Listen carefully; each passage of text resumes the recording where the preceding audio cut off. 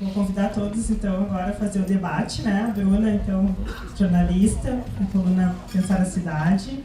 Então, a gente vai continuar aqui com o debate sobre planejamento urbano e os desafios para a sustentabilidade. A gente vai aqui organizar um pouquinho a nossa salinha, que aqui é uma conversa mesmo, né? E é muito interessante, assim, porque são falas que a gente acaba conversando sempre nas aulas, né? Mas quando tem convidados também que trazem essa visão, suas pesquisas e colabora bastante. E a gente tem aqui um debate. Então a Bruna vai fazer a condução, a Carline então vai subir aqui também, representando o Conselho de Arquitetura e Urbanismo do Rio Grande do Sul. E o Thiago volta para cá também para fazer a conversa e também uma reflexão sobre o dia, né? A gente teve vários debates aqui. Alguns convidados ainda estão aqui da parte da tarde. E eu gostaria de agradecer, então, a fala de vocês, a colaboração com nossos estudantes e a Bruna também, que vai conduzir o debate. Obrigada. Boa noite, pessoal. Eu vou passar de pronto aqui para a Karine Carazo, que é arquiteta urbanista também. Ela vai falar sobre o papel do conselho, a luz é forte, e fazer uma amarração destas duas falas que já foram apresentadas, do Thiago e da Clarice, a Cacá, até para apontar onde é que o arquiteto e urbanista, enquanto profissional que tem prerrogativa para desenvolver esses trabalhos, de que maneira ele se encaixa, como é que ele pode também buscar um apoio para esse trabalho. Olá, boa noite a todos e a todas. Eu sou Karline Carazo, estou como conselheira do CAU-RS e venho fazer alguns apontamentos, assim, como técnica também. Tiago, obrigada. De tudo que foi falado aqui, né, como que a gente vem desenvolvendo e discutindo dentro do Conselho. Eu acho que foi pontuado algumas questões importantes. A gente começa lá em 1988 com a Constituição discutindo a questão da função social, que depois se reforça no Estatuto da Cidade, a participação e toda a questão do plano diretor. E em 2010 a gente tem a Lei 2.378, que faz a constituição do CAU no contexto geral, né, e do CAU-RS dentro do Estado, enfim, de todos os estados.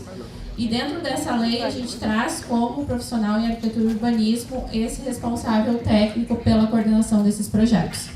Acho que é óbvio a gente dizer, né, que como foi colocado aqui, a gente tem o plano diretor no contexto geral. Quando a gente trabalha com a questão do urbanismo, a gente está trabalhando com uma equipe multidisciplinar, só que obviamente a coordenação desse projeto, né, dessa revisão, dessa questão técnica é do arquiteto urbanista. Acho que é importante a gente reforçar em relação a isso, porque muitas pessoas, né, e muitos profissionais acham que a responsabilidade são de outros profissionais, mas a gente trabalha numa equipe multidisciplinar. Acho que é importante também a gente reforçar aqui no nosso código de ética, até uma pergunta assim, bem rápida: quem é estudante de arquitetura ou arquiteto urbanista aqui, por favor, ergue a mão. Tá, vamos dizer que a maioria dos representantes aqui, dos participantes, são arquitetos urbanistas ou futuros arquitetos urbanistas. Acho que é importante reforçar, então, também que dentro do nosso código de ética a gente tem os princípios, regras e recomendações onde que diz que quando a gente é profissional da área, a gente precisa seguir e respeitar as questões urbanas e principalmente toda essa questão. Acho que outra questão também que se envolve bastante é que o Conselho não só defende a profissão, mas também fiscaliza e tem como principal premissa dar subsídio que a sociedade seja amparada pela nossa profissão, e isso traz, enfim, né, toda essa questão de quando se tem um processo de plano diretor, a gente garantir que esse processo de fato tenha todas as questões de implementação corretamente. E aí eu trago também algo que o Thiago pontuou, né, que é a carta de Passo Fundo. Depois a gente sorteia algumas aí, né, Thiago, mas também ela tem algumas disponibilidades via digital, caso alguém tenha interesse, aonde reforça a questão da coordenação técnica do profissional em arquitetura e urbanismo como profissional habilitado para tal situação, mas também traz toda essa fundamentação técnica que eu acho que a Cacá pontuou muito bem, que está faltando no plano diretor de Porto Alegre, né? Que é a questão ambiental, urbana, de infraestrutura, de habitação, de dinâmica populacional, de meio ambiente, de patrimônio, enfim, né? Quando a gente trata de planejamento urbano, é um plano que ele é totalmente integrado. Ele só vai ser sustentável no momento que a gente conseguir minimamente pensar em todas as interfaces. E quando a gente começa a ver que um plano diretor ele deixa de ser social, ambiental e passa a ser econômico, a gente começa a questionar onde está essa integridade desse plano diretor. Será que ele vai ser desenvolvido e sustentável de fato? E esse desenvolvido e sustentável, para quem que é? Né? É para uma parcela muito pequena? É para quem que é essa participação? Para quem que esse plano está falando? Será que ele está atendendo toda a cidade? Será que ele está atendendo a Carol, que eu estou olhando aqui, que mora e trabalha na Restinga, ou ele está atendendo para fulano, ciclano que mora num bairro X ou Y, né? Então, acho que é importante a gente também questionar e ver toda essa questão em relação a isso. E, por fim, não menos importante, essa carta também traz a questão da participação social, que eu acho que já ficou evidente que talvez o plano diretor de Porto Alegre, assim como tantos outros, né, que a gente vem questionando, talvez a participação não tenha sido tão eficiente, ou tenha sido audiências que nem sempre têm uma efetividade, né? É aquela audiência que a gente faz para cumprir tabela, mas na hora da discussão, será que são levadas em considerações as opiniões colocadas? Ou a gente passa o pano em vida que segue, né? É outro questionamento. E por fim, não menos importante, acho que é necessário colocar que o CAU-RS já vem judicializando, né? A gente já teve vários processos, depois, caso tiver necessidade, ainda peço ajuda para o Fausto também, que é assessor do CAU-RS, que tem estado junto conosco à frente dessas judicializações, que o CAU-RS foi reconhecido pelo STF como uma autarquia federal que pode fazer esses questionamentos quando, né, se entende que essa autarquia está defendendo o bem da sociedade e dos profissionais. Então, assim, trouxe vários pontos tentando amarrar tudo que foi falado aqui, mas também abro para a gente discutir um pouquinho em relação a isso e dizer que o Conselho de Arquitetura e Urbanismo do Rio Grande do Sul tem estado à frente também de todas essas discussões e, quando necessário, judicializando. É o que a gente gostaria? Não. É necessário? É, porque a gente não vai negligenciar algo que a gente não concorda e que minimamente esteja na legislação. Acho que seria isso. Obrigada.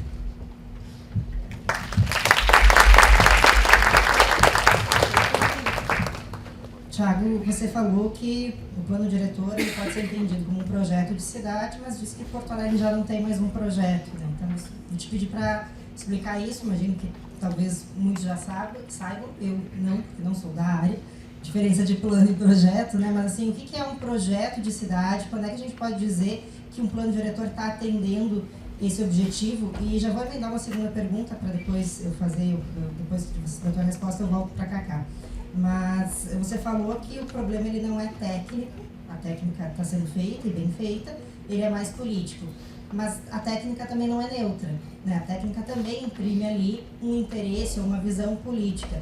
Como é que então a técnica ela pode trabalhar melhor a sua estruturação para, mesmo sendo política, porque a política ela não é ilegítima, embora tentem dizer isso, ela tem legitimidade de ser, mas para que essa técnica, também regada por política, ela atenda o que é interesse da maioria, ou como você disse, né, que saem todos ao menos parcialmente satisfeitos do debate.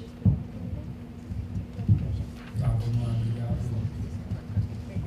Primeiro dizer, eu comecei começando aqui, e não falei da alegria de voltar aqui a Rita, né, de aula há 10 anos aqui, então tem, né, uma saudade, né, uma energia muito boa desse período que eu pude, né, estar no lugar de vocês aqui. Então queria agradecer. Queria comentar, projeto de cidade, nesse caso, ele é mais uma aproximação para entendimento, né? Porque o projeto, no entendimento nosso do arquiteto, ele é o projeto de um objeto concreto, um edifício, uma praça, né? E o projeto da cidade, ele nunca se materializa, ele está em constante movimento. Quando a gente fala projeto de cidade, é muito mais no sentido de que exista coletivamente um entendimento de que nós estamos construindo em conjunto nesse lugar. Então, Porto Alegre, no plano de 79, o que ele propunha? Ele propunha a cidade policêntrica, os centros de bairros potencializados com comércio, serviços, né, finais, né, terminais de ônibus, ou seja, era uma cidade policêntrica exatamente para evitar aquele movimento pendular, né, de toda a periferia dos bairros para o centro para trabalhar e depois voltar. Uma visão muito anos 70, né? Apesar de que era bastante, na minha opinião, ele era bastante avançado mesmo para aquele momento. Depois a gente tem no plano de 99, entra o tema do meio ambiente e do planejamento da cidade toda, mas não tinha um projeto de cidade, não era claro o que nós estávamos querendo construir em conjunto. Então, como eu comentei, né, outras cidades, hoje a gente vê, Paris, né, com as críticas que a gente possa fazer à cidade dos 15 minutos, é um projeto, né, que é um projeto claro, consistente, que a gente olha e entende, né, onde que a cidade quer chegar e os resultados que ela está chegando. No caso de Porto Alegre, eu acho que nesse momento o plano diretor propõe um projeto de cidade muito claro, que é a cidade para o mercado imobiliário. Esse é o projeto, tem um projeto claro. Tanto que o interesse, né, que a Cacá mostrou aqui, o interesse do plano é em potencializar o investimento privado nos lugares onde já existe qualidade urbana que possa ser apropriado pelo mercado. Isso tem um nome que é mais-valia urbana, né? Então, a partir das teorias marxistas, isso é fácil de entender. Por que o bairro Rio Branco, Petrópolis, Bela Vista é o mais interessante? Porque ele já é o mais interessante.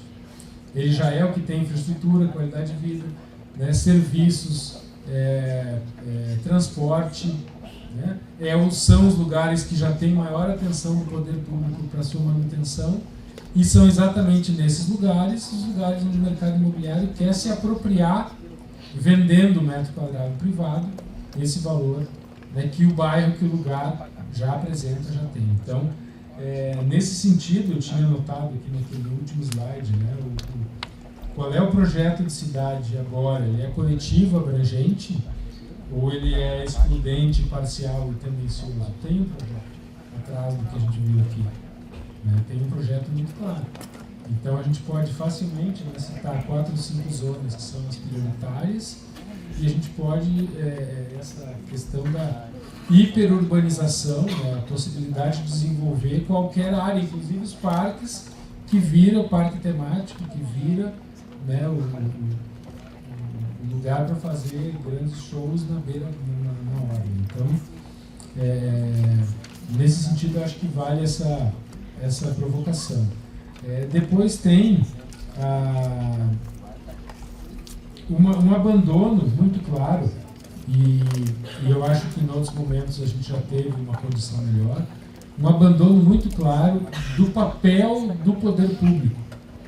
Qual é o papel do poder público na gestão da cidade? É exatamente mediar esses conflitos. O poder público, ele não é parte interessada em A, B ou C iniciativa. Ele deve mediar esse. Claro que tem um viés ideológico daquela gestão, daquele partido que está no comando, daquela prefeitura, naquele momento. Mas o papel é um papel de mediação.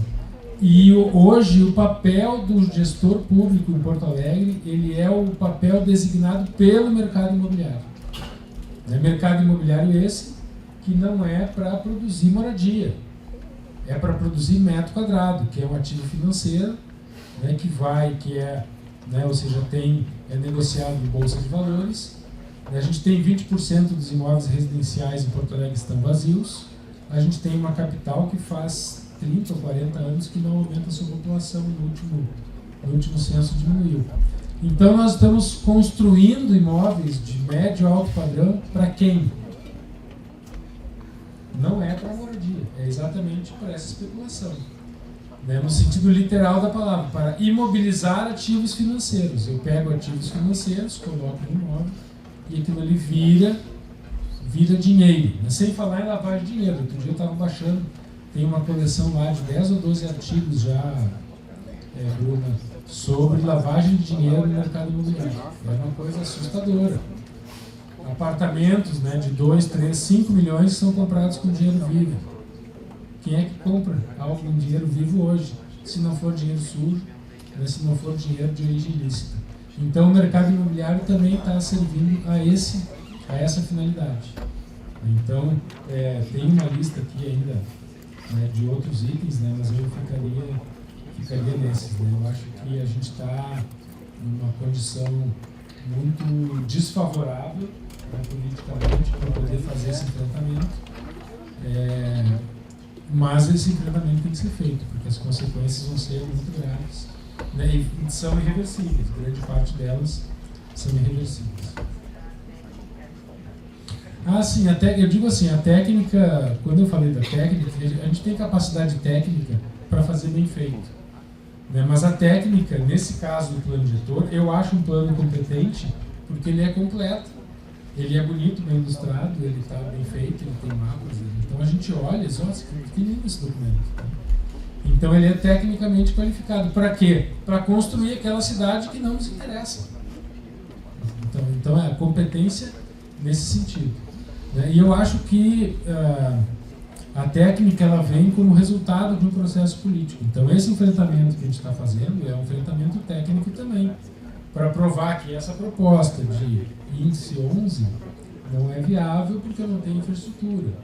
Então a técnica também é uma ferramenta política de enfrentamento, nesse caso, né, dessa proposta de plano. Cacá, tanta coisa que anotei da tua fala, mas vou pegar para dialogar um pouco com o que foi apresentado de tarde dos planos setoriais. O Thiago até trouxe aqui quais seriam esses planos e quais são obrigatórios. A gente sabe que sequer os obrigatórios são cumpridos, muito menos aqueles que não são, mas infelizmente, sabendo que a habitação não é, então, mas gostaria assim de entender contigo, né? A gente está vendo um plano que nem ele, entre as diferenças dele mesmo, ele se conecta, né? Ele não está dialogando nem com um bairro ao lado do outro ou uma parte da cidade com a outra, né? Aquela ideia de um planejamento urbano integrado, um planejamento de toda a cidade, ele se desfez, para quem acompanha aqui em Porto Alegre, 4 anos atrás, quando a prefeitura apresentou seu primeiro projeto do que o Melo chamou de plano diretor do centro, para no ano seguinte apresentar o plano diretor do quarto histórico. E nas entrevistas era uma briga, porque ele chamava de plano diretor, enquanto as técnicas, arquitetas e urbanistas da equipe diziam não é um plano diretor, porque aí ele está incorrendo em ilegalidade. O nome legal não é plano diretor, mas a gente sabe que é isso que está se fazendo. Então você está desmembrando, desmanchando esse planejamento urbano. Ele não é coeso nem entre si, quando muito será com os demais setores. Mas queria entender contigo, assim, essa é só uma introdução, né? Mas pegar uns pontos que você trouxe, né? Sobre informação, sobre as pessoas estarem sabendo o que está acontecendo. A gente sabe que é uma disputa difícil de chamar a atenção para esse conteúdo, competindo com outras informações que circulam todos os dias. Mesmo assim, há um acompanhamento por parte das entidades, né? Você falou muito aqui como um tom de professora, mas também preside o Instituto de Arquitetos, que tem tomado frente e sido muito ativo nos questionamentos à prefeitura e ao modo de atuar, embora a gente saiba, o Ministério Público e até mesmo o Judiciário não tenham respondido da maneira como se deve. Mais uma pergunta. Vamos lá, nos diga alguma coisa sobre o que se pode esperar a partir de um trajeto que a gente vê que ele já está traçado, de um destino que a gente já sabe que vai acontecer, que é essa aprovação, e como é que se mobiliza uma reorganização de cidade a partir disso que está se fazendo, que por mais que seja um projeto, tem um projeto por trás, ele não está desenhando uma cidade de maneira a se desenvolver por completo, se desenvolver de maneira sustentável.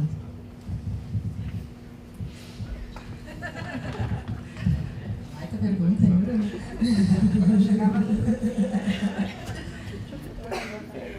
Gente, qual é a resposta? Se a resposta fosse fácil, né? Essa não seria minha terceira palestra da semana. Porque a resposta não é fácil. Assim, eu acho que aquilo que eu falei, as leis elas são importantes. Vou jogar tudo no judiciário, porque se a gente for olhar o que é o Estado democrático de direito, é o tripé, né? Legislativo, executivo e judiciário, independência entre os poderes.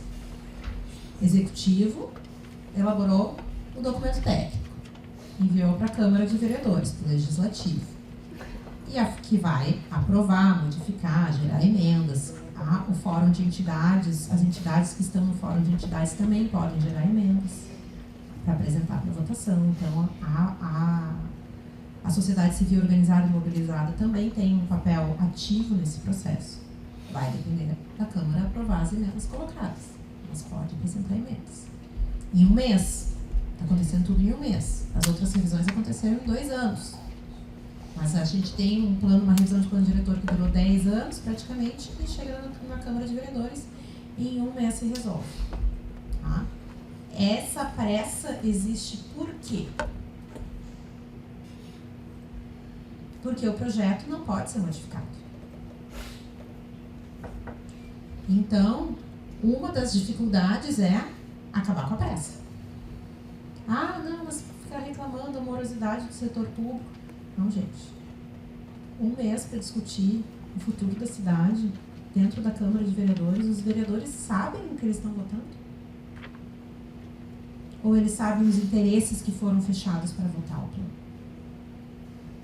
Né? Porque a gente pergunta isso porque a gente vê os vereadores ausentes no Fórum de Entidades. Eles não estão lá participando das discussões que estão sendo feitas, das discussões que minimamente estão sendo feitas. As reuniões são quintas-feiras e sextas-feiras pela manhã. Elas se estendem em horário de trabalho, gente, porque participação social não deveria ser feita em horário do trabalhador. E elas se estendem até metade da tarde. Então lá ainda estamos no momento de travar uma luta, porque é uma luta, mas sozinhos a gente não consegue.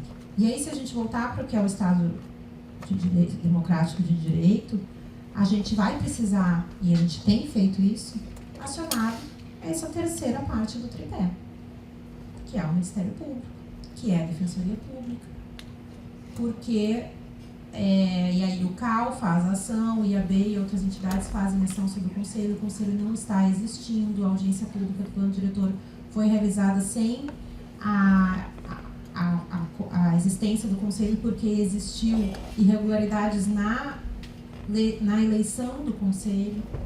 Então, isso está passando em diversas instâncias. O Tribunal de Contas do Estado está sendo acionado judicialmente, porque a gente está falando de dinheiro público sendo investido, de dinheiro público sendo desperdiçado, se esse projeto for aprovado, é recurso público que vai precisar ser empregado para resolver os problemas que vão ser gerados na cidade. O setor privado não vai fazer. Não vai resolver o problema.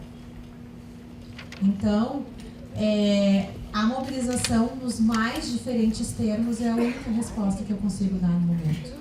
Quanto mais setores da sociedade a gente conseguir mobilizar e as pessoas acharem que essa é uma luta sua também, é a única maneira da gente fazer alguma coisa. Vocês viram o que aconteceu na campanha contra a PEC da malandragem, como é que era o nome da PEC? Da bandidagem, da não sei o quê. Da blindagem. O povo foi pra rua e surtiu efeito, né? A gente tem que saber acreditar na voz que a gente tem. Mas a gente está numa vida tão individualizada, porque o neoliberalismo nos coloca nesse lugar de uma vida muito individualizada, que se a gente quer fazer alguma coisa, a gente acha que a gente não tem força, a gente acha que a gente não consegue, a gente acha que a gente está sozinho e a gente não sabe por onde começar. Então, esses momentos de conversas públicas, e é por isso que eu referencio minha terceira palestra da semana, é porque são esses momentos em que a gente pode conseguir fazer um movimento de desalienação da nossa vida cotidiana, das nossas pequenas dificuldades diárias, que não são poucas. Mas se a gente não parar e pensar nesse futuro, porque assim, gente, o que está acontecendo aqui, o que vai acontecer se esse plano for aprovado, é o cerceamento de uma possibilidade de sonhar o futuro de Porto Alegre e da nossa vida na cidade. Meu filho de 5 anos que fica ouvindo as conversas, um dia ele me olhou e disse: mãe, quando construírem todos os prédios, aonde a gente vai morar? Porque porque a gente teve que sair de casa na enchente. Porque a minha avó morreu em decorrência da enchente. E eu tenho certeza aqui que todo mundo aqui ou sofreu ou conhece alguém que sofreu problemas em decorrência da enchente. Então a gente não pode admitir que isso siga acontecendo dessa maneira. Então, assim, o judiciário precisa tomar atento, né? Exercer o seu papel, e a população precisa exercer o seu papel também. Eu acho que o legislativo e o executivo já mostraram ao que veio, ao que vier. Resta essas outras duas partes que compõem o Estado Democrático de Direito tomar a sua função. Eu já deixo contigo também de novo. Não quero te desanimar mais, nem desanimar ninguém, mas o Ministério Público a gente já pode esquecer. Tá difícil até de atender e dar alguma resposta, né, que chega lá. E, enfim, judiciário, talvez. Eu vou quero ver se alguém do público tem interesse em fazer perguntas. Se vocês entre si também querem fazer algum questionamento, né, fica à vontade. Já a Adriana aqui pode passar.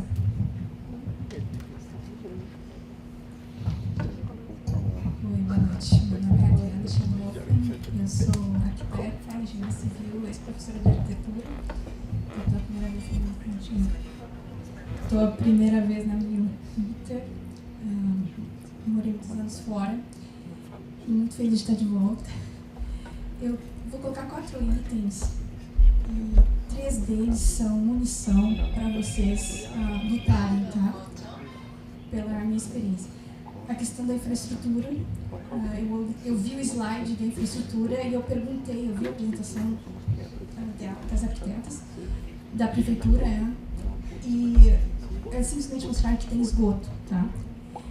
Os esgotos no meu bairro, eles são da década de 40, eles estão subdimensionados para a população atual, assoreados, que significa metade deles estão cheios, e eles estão em péssimo estado. Tem história toda semana tem gente que vai lá, e eu que chamo. Então, além de estarem subdimensionados para a precipitação pluviométrica que a gente tem hoje. Isso causou, como todo mundo foi vítima de enchente, eu fui vítima da enchente de 2021, que ninguém sabe, não se lembra. Nós tivemos 6 meses de chuva num dia só.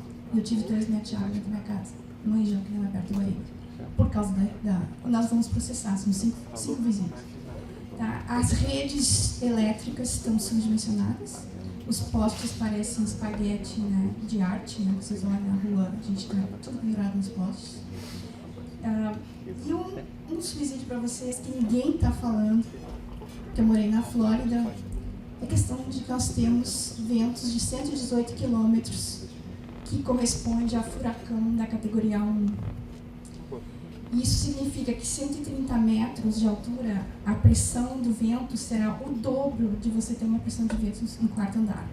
Nós não temos, isso é um subsídio muito forte, nós não temos código de água para isso. Nós não temos código de água. Eu posso até te passar os contatos na Florida National University, eles têm um simulador de furacão, vai morrer gente. Nós não temos nem janela para isso. Tá? E a outra questão do setor imobiliário, a gente tem que falar o que eles querem ouvir. Eu aprendi isso trabalhando com marketing. Eles querem ganhar dinheiro, vão construir menos e ganhar mais. Porque em Miami, onde eu morava, era feroz o investimento imobiliário. Só que eles aprenderam uma coisa. Os empreendedores, eles investem na cidade. Eles doam dinheiro. Eles melhoram a cidade para melhorar o metro quadrado. Eles constroem menos por mais e com qualidade. É essa mentalidade que tem que mudar. Porque para ser apartamento, ficar parado, alguma hora vai ter que vender. Tá bom? Era isso, esses 2 subsídios. Obrigada. Já vou passar aqui, mas se alguém mais quiser perguntar, se manifesta. Ela levanta primeiro, depois a praça, depois lá atrás. Pode vir aqui. Eu vou andando ali falando que...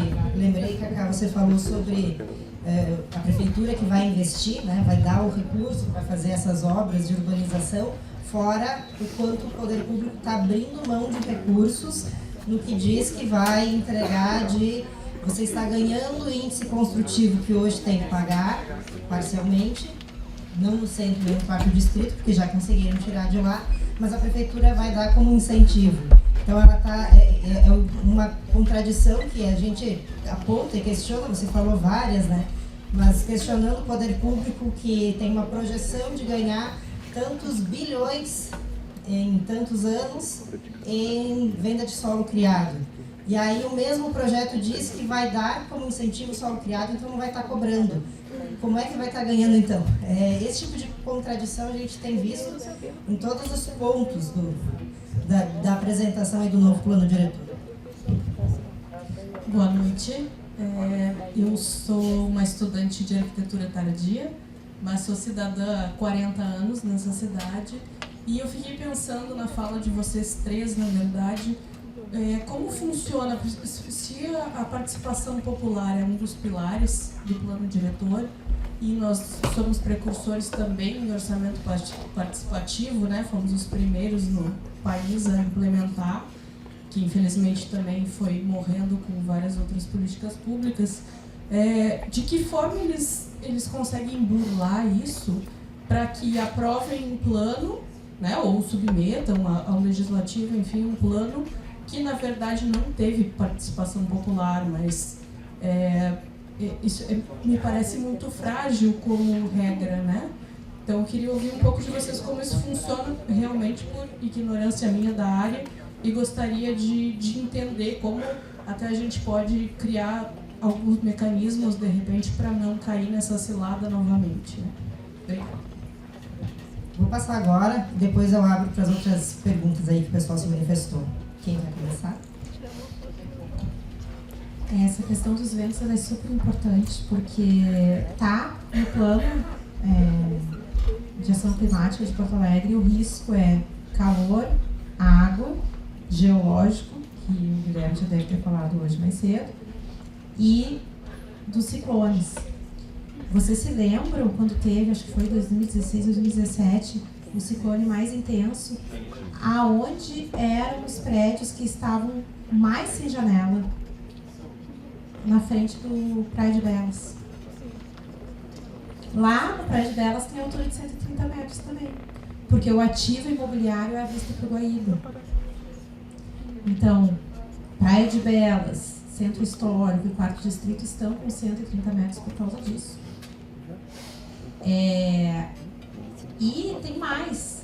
O nosso corpo de bombeiros consegue apagar incêndio até 9 metros.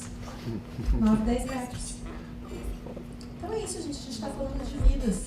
E aí, quando a gente vem para uma dimensão que tem se falado muito recentemente, por causa dos eventos climáticos extremos, se fala sobre sustentabilidade, mas tem se falado muito sobre urbanismo resiliente. A gente tem que cuidar muito com isso, porque começou a se entender a natureza como risco e não a natureza como uma dimensão da vida humana. Só que se a gente for pegar guias lá do WRI, de soluções baseadas na natureza, a implementação das SDNs estão vinculadas ao risco do capital imobiliário.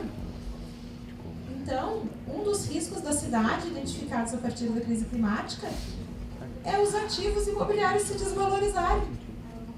Porque vai começar a cair janela quando vier o vendaval.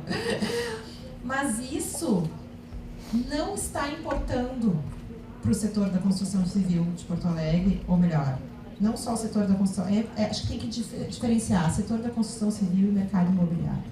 Tem muita empresa de construção civil que faz um trabalho muito legal, mas a gente tem algumas empresas que são as que estão com os papéis na bolsa, que tem uma voracidade que vai além da vida humana. E aí a gente tem o mercado imobiliário também na Inglaterra, nos Estados Unidos, fazendo promoção imobiliária de bunkers. Vocês já viram isso? Já entenderam que não vão poder ir para Marte, que não tem vida em Marte, não vai ser lá a rota de fuga. Quando eles estiverem entupidos buchos de dinheiro, eles vão ter que ir para outro lugar. Aí estão se desenvolvendo esses bunkers que têm recursos naturais, etc, etc.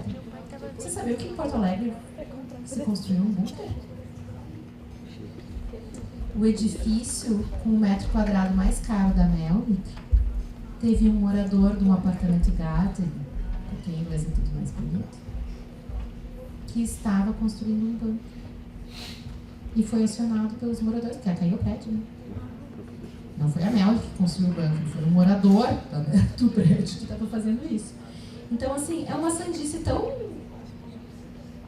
incrível que não importa, porque o que importa é o lucro imediato e os planos diretores, esse ciclo de planos diretores que a gente está vivendo, a gente nunca viu isso no Brasil. Essa pressão da financiarização, dos fundos de investimentos imobiliários. E se vocês forem parar para pensar, os fundos de investimentos imobiliários, eles estão pulverizados, não é uma coisa distante de nós. Ao invés de botar R$5.000 na poupança, tu pode aplicar num fundo multimercado. Tu não precisa ir numa agência que opera na B3, na Bolsa de Valores. Tu vai no guichê entreguei a idade, né? Tu vai no aplicativo do Banco do Brasil e tu diz que tu quer fazer um investimento no fundo de mercado, multimercado, pode ser R$1.000, gente. Um fundo de multimercado tem dentro dele sempre fundo de investimento imobiliário. Então nós estamos contribuindo para isso também, tentando gerar o nosso pequeno dinheirinho. Mas tudo isso faz uma lógica de uma dimensão assim, eu acho que é uma dimensão, é a sociedade capitalista que vivemos, né? Ela está imbricada em todas as nossas decisões cotidianas. E a outra questão da participação, eu acho que é o seguinte, nunca se teve no Brasil um encerramento, um rompimento de uma revisão de plano diretor por falta de participação social em termos da qualidade da participação. Se cumpre o rito, se cumpre a forma, vai adiante. Só o que parou é essa falta de cumprimento da forma. A audiência do Plano Diretor de Porto Alegre conseguiu inovar e conseguiu esticar uma linha muito tênue que a gente ainda está para ver o que vai acontecer a partir disso, né? Mas, se acontecer alguma coisa, vai ser uma coisa inédita no país.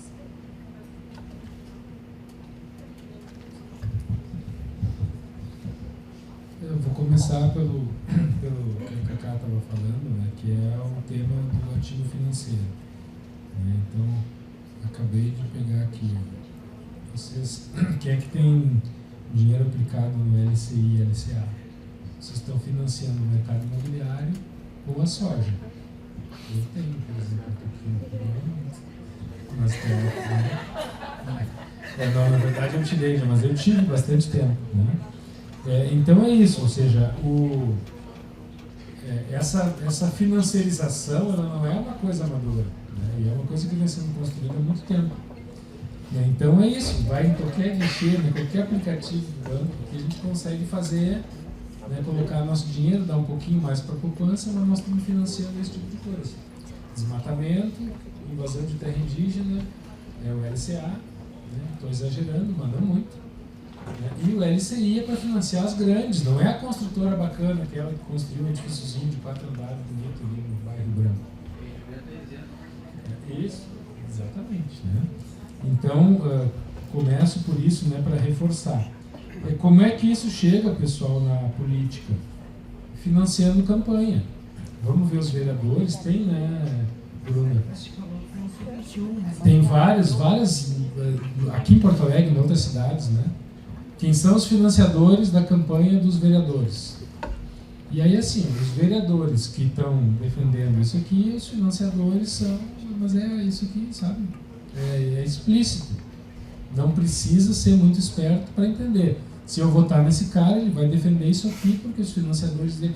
Ele faz um discurso bacana da sustentabilidade, né, a cidade concentrada, os 15 minutos, 17 minutos. Mas na hora lá do vamos ver, ele vai defender o interesse de quem está bancando a campanha dele, a anterior e a próxima. Porque isso é um ciclo vicioso. Bancaram a campanha. Se ele não se comportar bem, esse financiador vai bancar a campanha de outro, na próxima ele não se elege. Então esse é um tema também muito relevante. E a participação, né, no meio disso, ela fica como um checklist, assim, né? É uma lista. Fez audiência? Fez. 90% de quem foi na audiência era contra o plano. Não interessa, fez audiência. Então, é isso que a Cacá falou, é muito... Nos ambientes jurídicos, não é levado em conta a questão qualitativa. Não, o que a lei diz é que tem que fazer audiência. A audiência foi feita. E o juiz, não posso fazer nada, fizeram audiência. Então, isso é algo que a gente ainda tem que conquistar, inclusive na legislação. A gente tem uma quantidade grande de experiências no Brasil com o tema da participação. Somos um país relativamente desenvolvido nesse aspecto, mas não tem, nesse caso específico, uma legislação, uma metodologia transformada em legislação que nos dê suporte para essa tomada de decisão. Ela passa a ser, e muitas vezes é assim, fez 200 eventos, reuniu 8.000 pessoas. Sim, 8.000, 7.500 eram contra o que tu apresentou, não interessa, né? Essa é a parte que passa. Os outros eram CC da prefeitura. Então, esse tema da participação, a gente ainda não tem uma ferramenta mais forte, inclusive legal, para conseguir defender a partir desse viés, né? Porque é isso, cumprir tabela e vai em frente. E para que participação se não se ouve o outro lado, né? Não faz sentido. Eu ia começar pegando essa fala, né? A gente fala sobre participação, mas quem é essa participação? Será que a gente faz essa análise qualitativa? Normalmente não, né? A gente cumpre a tabela, ali o rito do plano diretor diz participação social. Se fizer audiência com 10, com 2.000 pessoas, se cumpriu o rito. Então, independente se ela está certa, se está errada, se tem... E aí entra os outros questionamentos, que a gente sabe que muitas vezes acontece. Chega na hora da votação, quando ainda é considerada alguma questão qualitativa, ainda às vezes tem uma organização para se votar a favor. Né? Tem toda uma movimentação política em relação a isso também, de vamos votar com o que se quer. E aí, quem quer essa participação? Será que a participação de fato está sendo efetiva, a participação social? Ou está sendo uma participação indiciada, vamos dizer assim, né? E aí, quando a colega coloca ali sobre a questão dos furacões, e, enfim, todas essas questões de norma, o Thiago falou, é um plano lindo técnico.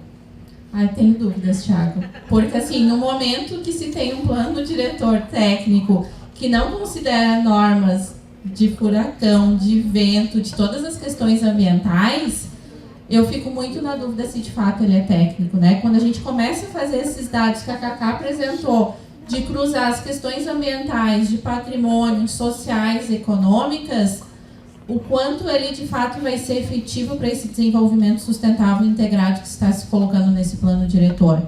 Então, eu tenho ressalvas aí nessa questão de tecnicidade desse plano diretor num contexto geral, que eu acho que já ficou evidente quando a gente olha ali e vê que o 2 mais 2 não vai dar 4, né? 2 mais 2 vai dar 2.000 e a conta, no fim das contas, não vai fechar. Funcionando esse?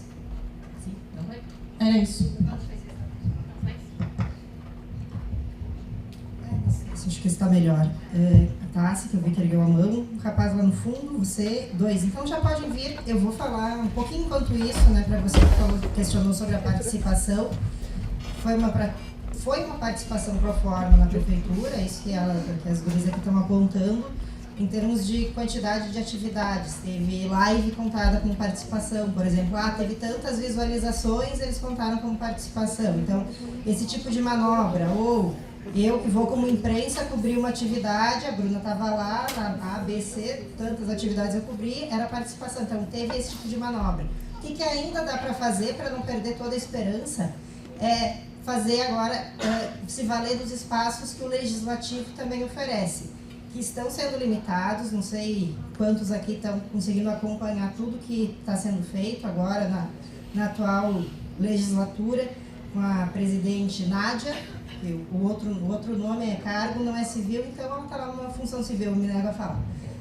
O que ela tem feito? Então, a gente viu ontem, né, teve a votação do projeto DEMAR, que ela estendeu o quanto ela pôde até conseguir aprovar, e ela já prometeu fazer isso em relação ao plano diretor. Mas a Câmara também tem que cumprir ritos participativos, que estão sendo atropelados. Uma audiência pública foi marcada, e eu acho que só foi divulgada porque eu vi no DOPA, que é o Diário Oficial. Do contrário, não tinha uma informação de que essa audiência pública tinha sido marcada. é saber do que está acontecendo, buscar essa informação e participar nesses espaços. Ainda dá para esticar um pouquinho o debate, se valendo do que o Legislativo tem obrigação de fazer. Pode vir, a gente passa aqui.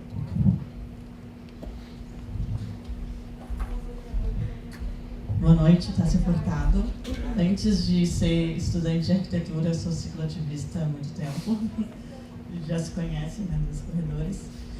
E o meu cansaço vem no primeiro plano ali, no plano diretor de mobilidade urbana, onde a gente tem mais de 10 anos e acho que esse tempo de estudo, na verdade não é um tempo de estudo, mas sim um tempo de desgaste e cansaço da população para não fazer parte mais da parte participativa, né? A gente fez bastante tempo encontros nesse momento.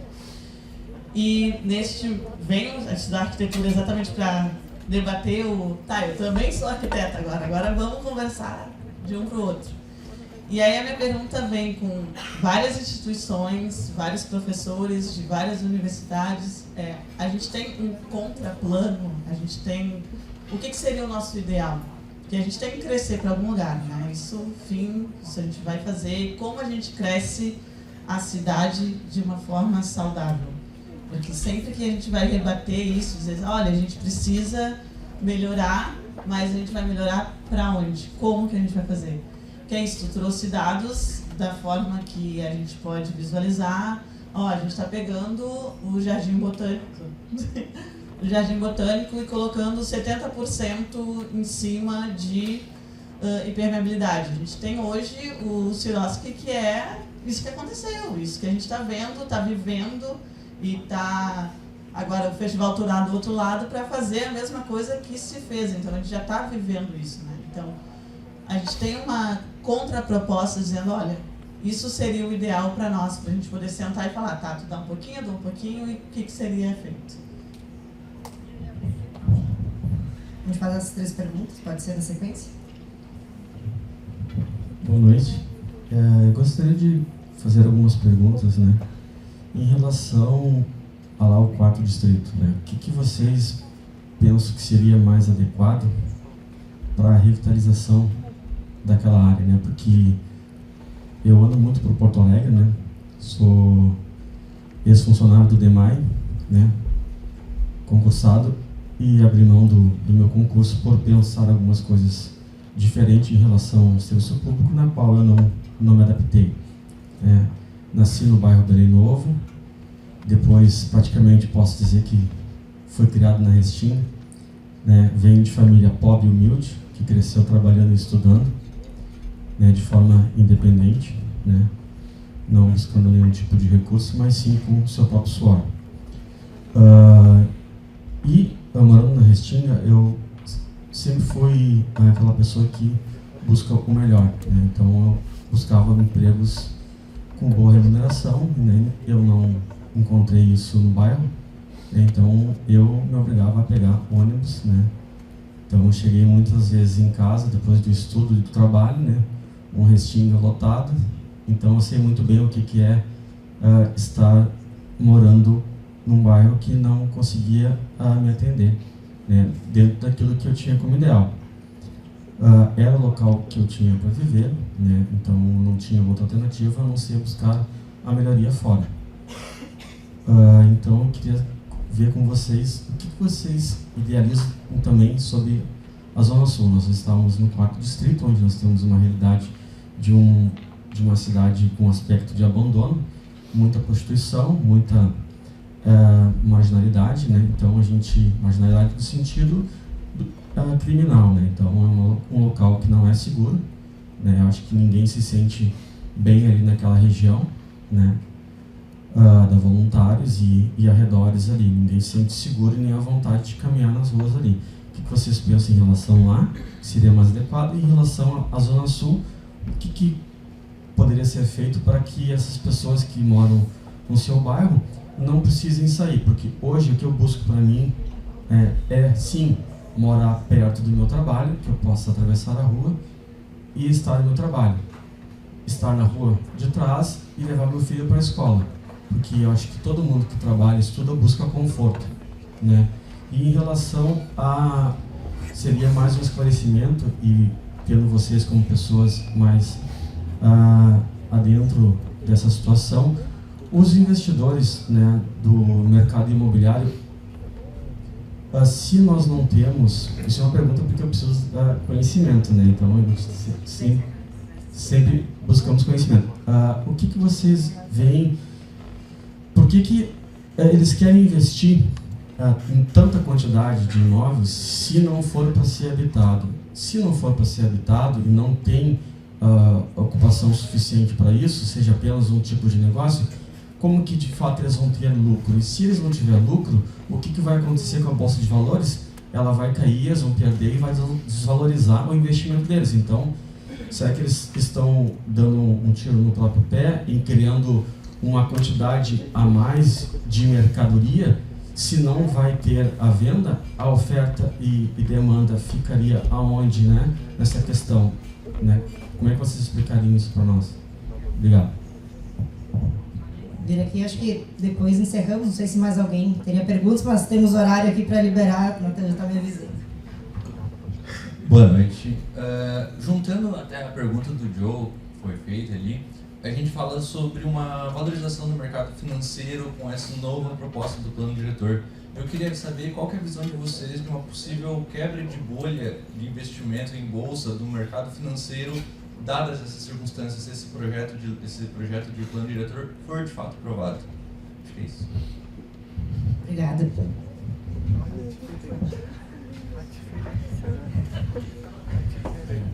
Vamos lá, então. O contraplano, né? Eu acho que o contraplano, daí não sei, aí tem uma visão mais... Tem muita coisa, né? Cadê a pessoa que é mais claro? Tem muita coisa que a gente tem já segurança para oferecer como contraponto a essa lógica. Tá? Agora, eu acredito que a solução está no território e nas pessoas que moram nesse território.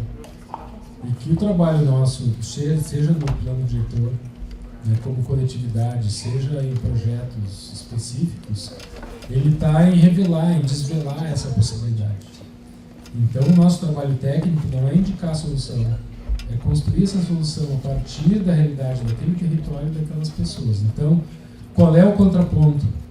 O contraponto é os planos populares. O contraponto é ir no território, entender o território tecnicamente, que nós temos capacidade, e fazer com que as pessoas tenham condição de responder e de construir a solução dos seus próprios problemas, seja no bairro, seja na coletividade da cidade. Então, eu acho que o contraponto, ele é um contraponto metodológico, de processo, não tanto de produto, como assim, a cidade dos 15 minutos vai resolver a vida de todo mundo, né? Vira um produto, né? Então, como é o Smart City, agora está saindo de moda, né? Smart City, né?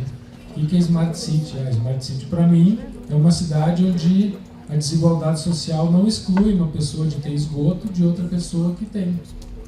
Então, e o que é Smart City nos conceitos modernos, moderninhos aí? É que tu vai lá sei lá, numa parada de ônibus, conectar o teu celular, e ele tem um aplicativo, é uma besteira tremenda, né?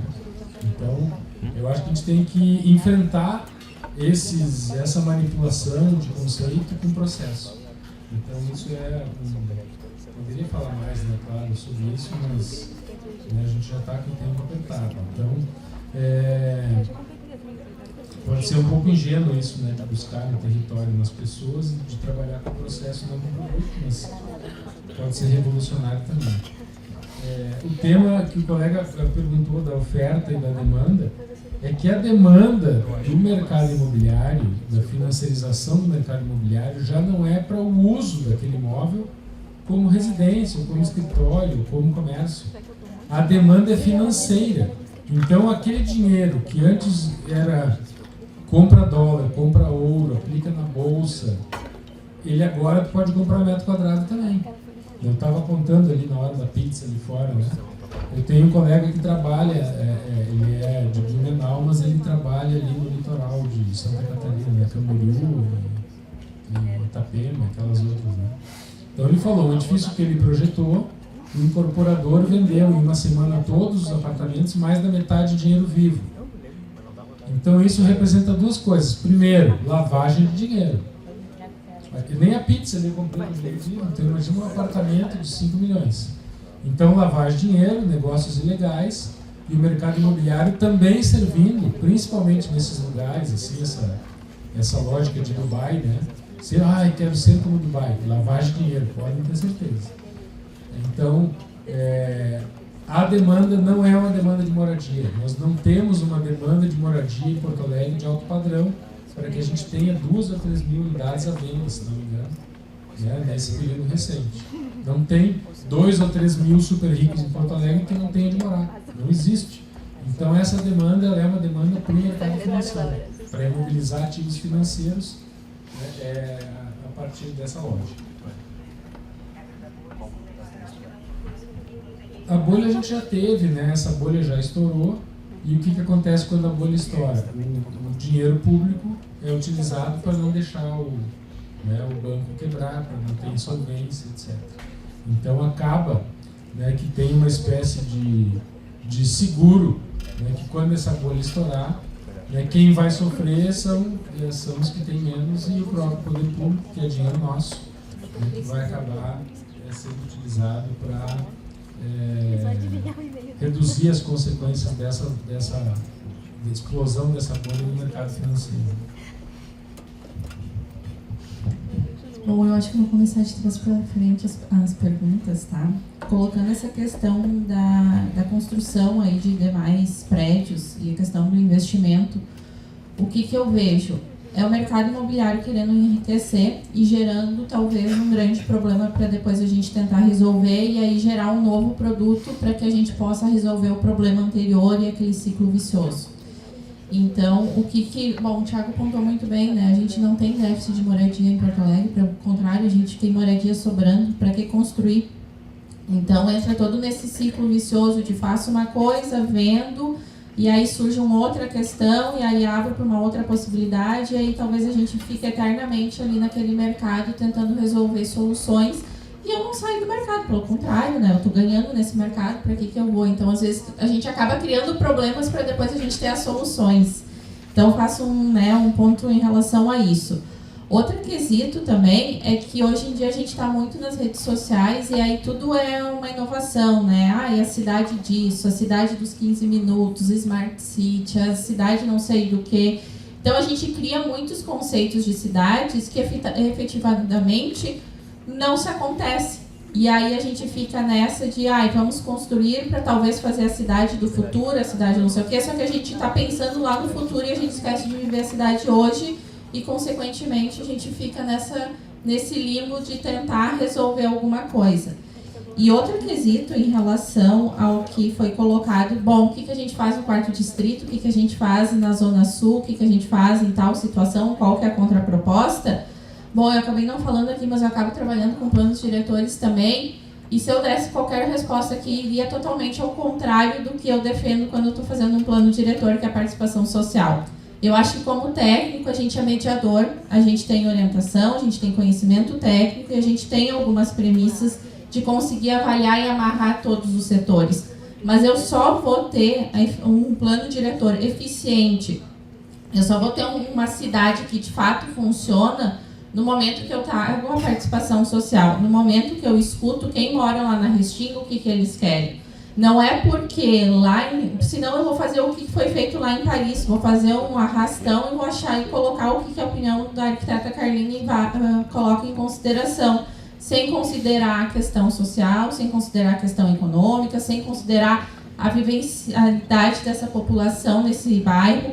Então, eu acho que, sim, é importante a gente ter a participação social, não só para cumprir tabela, que nem a gente estava falando antes, que de certa forma é o que tem muitas vezes acontecido.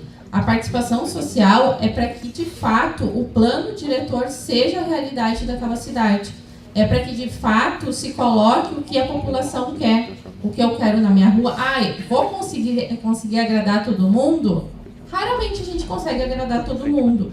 Mas no momento que a gente faz um plano diretor democrático, participativo e com toda a discussão necessária, a gente tende a agradar muito mais do que quando a gente vem com um plano diretor de baixo para cima que tem só um setor sendo contemplado. Bom, gente, questão da contraproposta, né? O Thiago comentou aqui sobre os planos populares. Quem quiser conhecer, entra lá em planospopulares.poa.org. Nesse site vocês vão encontrar planos desenvolvidos pela população de 5 das 8 regiões de planejamento de Porto Alegre. É um projeto que eu coordenei de 2018 a 2020 com recursos do edital do CAL. E na época a gente montou esse projeto porque a prefeitura, o prefeito da época era o Marquesan, e ele fez uma fala num evento para empresários, e nessa fala se tornou pública. Ele disse: não é nem o João nem a Maria que vão decidir qualquer coisa sobre o plano diretor. Quem vai decidir os rumos da cidade é a elite de Porto Alegre. Então a gente vê que a crise é entre governos, né?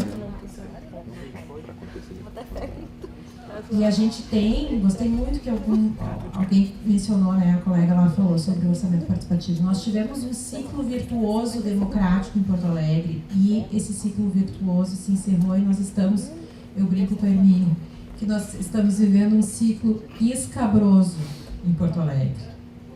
Mas esse ciclo precisa ter fim.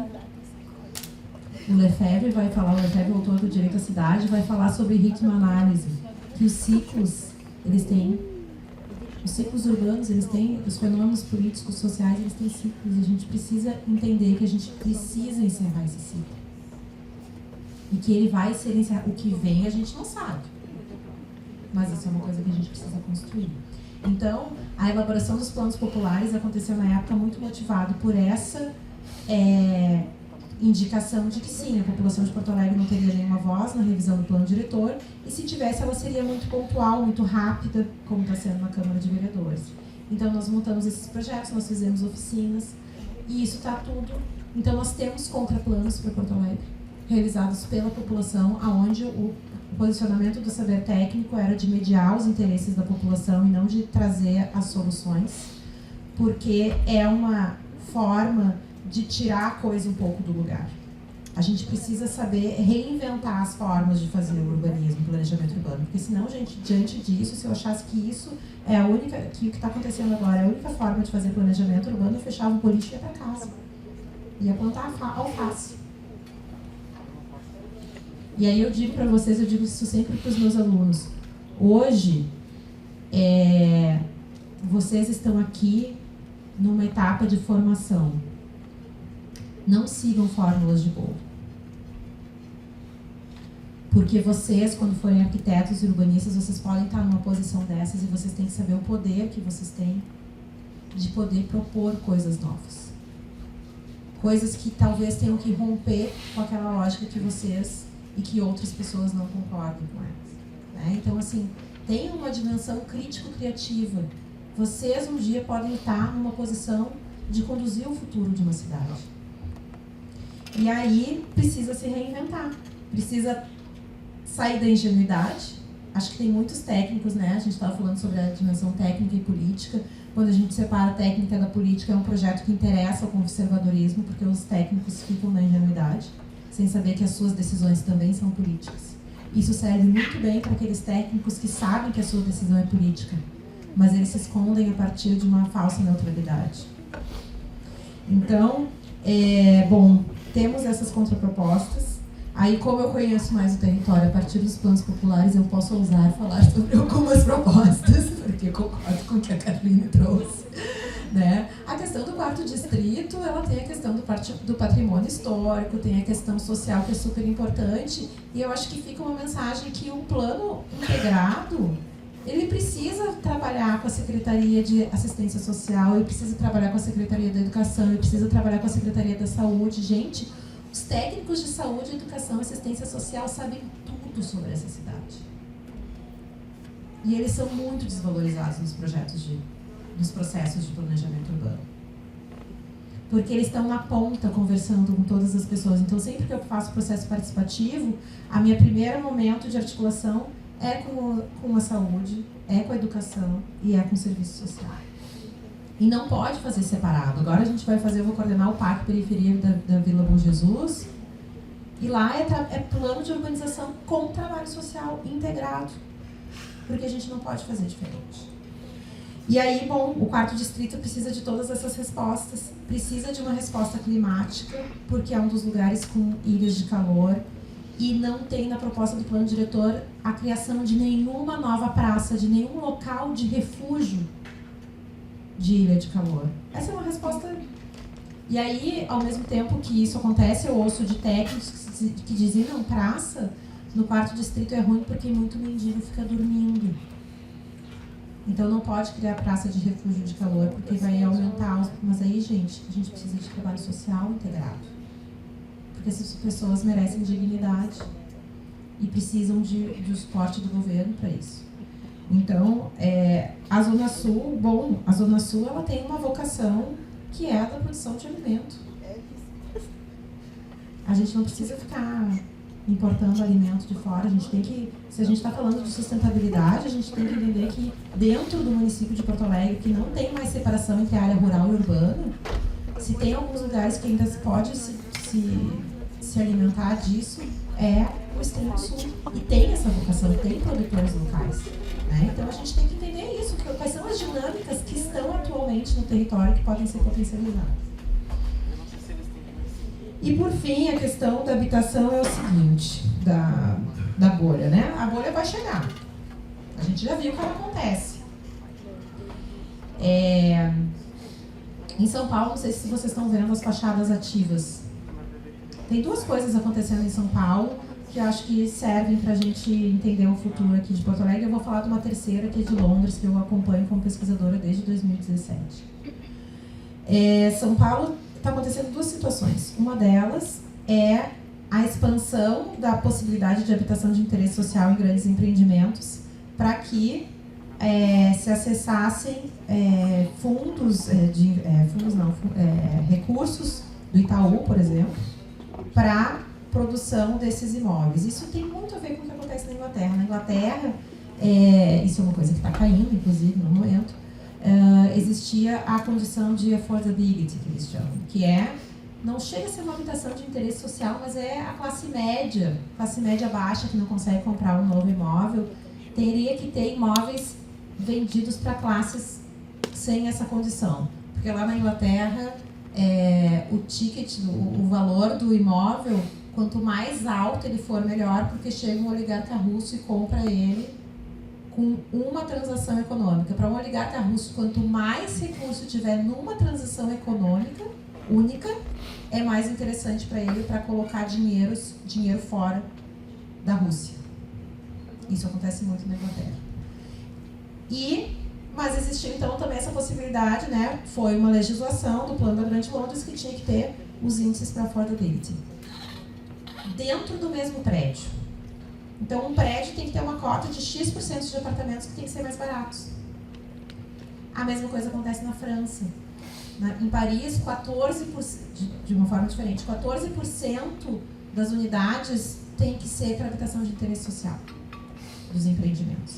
Isso gera problemas? Gera problemas. Na Inglaterra estão construindo elevador para quem é do affordability, estão construindo parquinho, a cisão social acontecendo dentro dos prédios é brutal. Bom, em São Paulo, então, tinha essa cota de imóveis de habitação de interesse social que não estão sendo vendidas como habitação de interesse social, então agora está um processo judicial acontecendo, uma investigação acontecendo em São Paulo. E a outra questão é das fachadas ativas. As fachadas ativas em São Paulo funcionam assim, tem a ver com a isenção que a Bruna estava falando.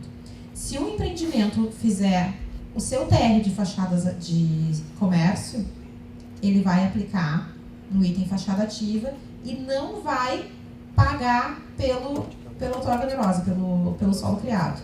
Então ele vai poder construir mais 3, 4 andares sem ter que pagar pelo índice construtivo. importa para ele vender a unidade de fachada ativa? Não, porque o lucro se deu na possibilidade de construir esses 3 andares a mais. Então, na conta nem tudo precisa ser vendido. O prejuízo fica para quem? Fica para a cidade, né? Fica para os moradores da cidade. Então, com mais adensamento, e esse adensamento vai ter problemas de ventilação, de insolação, de calor, de crise dos ventos em Porto Alegre. O prefeito de Porto Alegre diz, não, mas a gente está seguindo os exemplos de Fortaleza, de Belém, de São Paulo. Sim, mas aqui é que a gente tem problema de ciclone, não é em Fortaleza que tem problema de ciclone. Então, aqui não pode ser igual. Então, às vezes as formas de lucro, elas não são mais, às vezes não, elas já não são mais tão básicas quanto eram antigamente. Os fundos de investimento imobiliário têm papéis de diferentes tipos. Tem os papéis de multimercado, tem os papéis de tijolos e tem os papéis de investimento. O de tijolo está atrelado diretamente à construção do metro quadrado. Então, uma coisa é o papel vinculado à construção do metro quadrado, outra coisa é o papel vinculado à empresa. A Melnick faz o quê? Ela está construindo apartamentos novos, mas ela aceita apartamentos velhos na negociação. Porque aquela unidade, aquela metragem quadrada, vai fazer parte do seu estoque, da sua cartela de projetos. Qual é o efeito disso? Mais imóveis vazios antigos. Então, a gente pode não necessariamente ver imóveis vazios, prédios vazios, nos prédios da Melnick que estão sendo construídos, porque já tem muita coisa sendo construída, né? Aí vamos voltar a 10 casas. A gente não precisa desse plano diretor, porque o atual já está podendo fazer um monte de coisa na cidade, gente. A gente não limitou o estoque. Então, as vendas vão vir pelos papéis da Bolsa. E o fundo de investimento, para concluir, ele é um fundo que basta ter um projeto para captar recurso. Cais Mauá entrava nessa lógica de fundo de investimento. A concessionária lucrou tendo um projeto para acessar outros fundos e capitalizar a empresa de outros problemas, e por isso que até hoje a gente não tem Cais Mauá. Para o bem e para o mal. Tá? Então é uma lógica muito complexa mesmo, acho que a pergunta foi muito boa, porque ela e a gente precisa entender isso, porque isso faz parte da realidade atual. É isso, obrigada, gente. Desculpa, cortar dá uma dor. Vamos fazer outro. Natan e Melina também estão aí. Eu vou passar aqui no minutinho que eles têm para chegar até aqui, para considerações finais, assim, mas tem que ser muito breve, no máximo 1 minuto, vou contar, porque tem que fechar o auditório. E a universidade também tem horário. Mas agradecendo vocês, Natan, pelo convite, e sugerir que também passem formas de contato ou de acompanhar, vender aqui meu peixinho. @Pensar a Cidade no Instagram, tem uma página no Jornal do Comércio. Pessoal que quiser acompanhar as notícias sobre a revisão do plano diretor, eu trato de outros assuntos também, mas tudo que sai do plano diretor está lá. Então tem todo o histórico, né? Até passei já para Cacá um documento com vários links para poder contar como foi esse processo. Até para poder muitas vezes fazer esse contraponto da prefeitura dizer que teve uma atividade, mas aquela atividade ela não foi de fato efetiva. O papel da imprensa, eu sei que está o professor ali no fundo, né? Também é esse, é de fazer essa fiscalização e poder contar para a sociedade o que está acontecendo.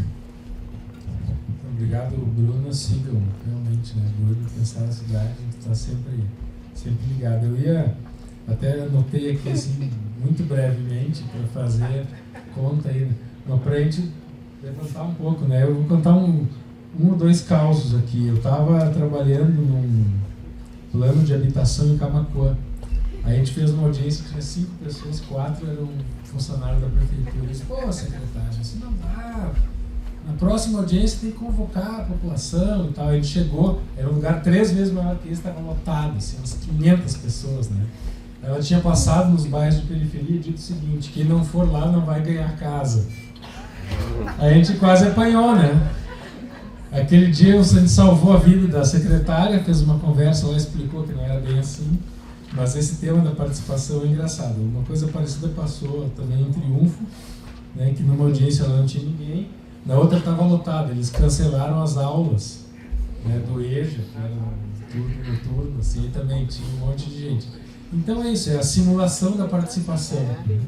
E uma experiência bacana que a gente teve foi em Uruguaiana, que é uma primeira audiência que a gente fez, a gente propôs ao prefeito, prefeito, nós vamos fazer a primeira audiência, mas já. Ai, você já tem o projeto pronto? Não. O que eu vou apresentar? Nada. Ele ficou apavorado. Como é que vocês vão aqui, não vem aqui, não vai ser nada. Aí o cara no fim acreditou na gente e a gente fez exatamente essa sensibilização, ou seja, a gente não traz nada, a gente quer ouvir de vocês, né, quais são as demandas para a gente poder construir isso em conjunto. Então, tem episódios, né, episódios aí que a gente pode salvar nessa vida aí do arquiteto, do urbanista, né, principalmente. Então, acho que vale a pena. A gente está com esse drama do plano diretor para enfrentar, né, mas dá para tirar aí muito prazer também dessa profissão, dessa atuação mais específica no planejamento. Bom, agradecer também Natan, Melina, Thiago, Cacá pelo debate, Bruna. Nós estamos com as redes sociais do CAURS, se quiserem entrar lá, a gente está sempre publicando todas as ações que a gente faz em relação ao plano diretor, ou enfim, a todas as ações que a gente tem do CAURS. Não sei se é permitido, mas nos dias 26, 27 e 28 de novembro, já vou fazer propaganda, nós teremos a Trienal. São 3 dias de várias palestras, eventos, discussões sobre os mais diversos assuntos da profissão, então vai ser aberto ao público num contexto geral, já estão lá nas nossas redes sociais. Se possível, se inscrevam, participam, venham debater, não vai ser falado só plano diretor, mas enfim, né, todas as outras instâncias da nossa profissão. E eu acho que aí deixo também um questionamento para cada um que sair daqui ficar pensando. A gente não precisa, obviamente, quando a gente está como profissional em arquitetura e urbanismo, a gente tem um peso um pouquinho maior nas tomadas de decisão e as questões técnicas. Mas nós, quando população, nós também temos a responsabilidade de participar dessas tomadas de decisão da nossa cidade. Seja Porto Alegre, São Leopoldo, Novo Hamburgo, Canoas, independente de onde que a gente mora, onde que a gente vive, a gente tem que participar dessas discussões. Então, eu deixo aqui um questionamento. O que eu estou fazendo em relação a isso dentro desse plano diretor? Eu estou participando, eu estou me aproximando de alguma entidade, aí eu faço um meio termo, né? Eu sou IAB também, então, quem sabe vamos se unir junto ao IAB ou outras entidades para discutir o que de fato a gente acredita, mas principalmente trazer esse contraponto do que é necessário para dentro, né? Mesmo estando quando cidadão ou depois como profissional também, ou estudante de arquitetura e urbanismo. Seria isso. Muito obrigada. Então, gente, eu só queria dizer que vocês são maravilhosos. Depois de um dia inteiro, 10 horas, a gente abre uma pergunta, vem um monte de gente. Natan, Melina, vocês estão assim, ó, show de bola, incríveis. Oi, vamos.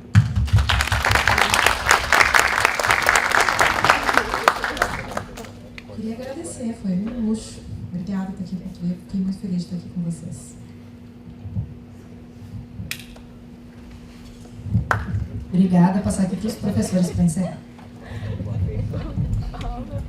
Bom, a gente só tem a agradecer, né, aos nossos convidados, que foi realmente uma conversa, era o que eu estava comentando, né, a gente sempre tem esses encontros aqui, e agradecer muito a Bruna também, né, pela condução da conversa que foi, e a participação dos alunos, que foi super importante, né, e o evento foi muito elogiado, então eu gostaria de falar também isso, né, porque além da organização, porque os convidados realmente trouxeram temas e debates importantes.